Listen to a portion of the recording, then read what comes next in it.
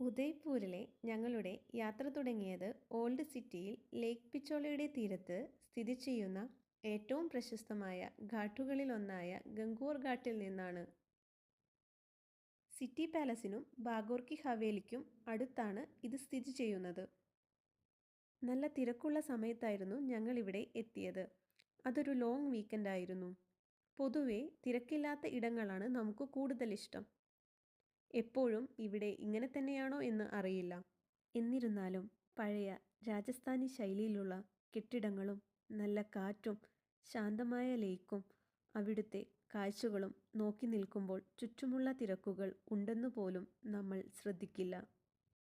ഇവിടെ വന്നാൽ പതിവായി കാണാൻ പറ്റുന്ന കാഴ്ചകളിലൊന്നാണ് ഇത്. പ്രാവുകൾ കൂട്ടമായി പറക്കുന്നതും അവയെ ഫീഡ് ചെയ്യുന്നതുമൊക്കെ.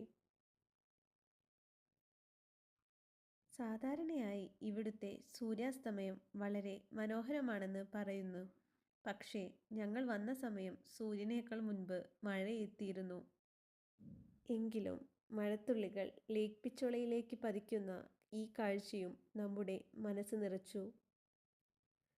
പിന്നീട് രാത്രിയിലെ ഫുഡ് കഴിച്ച് നടക്കാനിറങ്ങിയപ്പോൾ ലൈറ്റുകളാൽ പ്രകാശിച്ച ഗംഗൂർ ഘാട്ടും ലേക്ക് പിച്ചോളയും അന്നത്തെ ദിവസത്തെ മറക്കാനാവാത്ത ഓർമ്മയായി. ഉദയ്പൂരിലെ മനോഹരമായ യാത്രാവിശേഷങ്ങൾ തുടരും.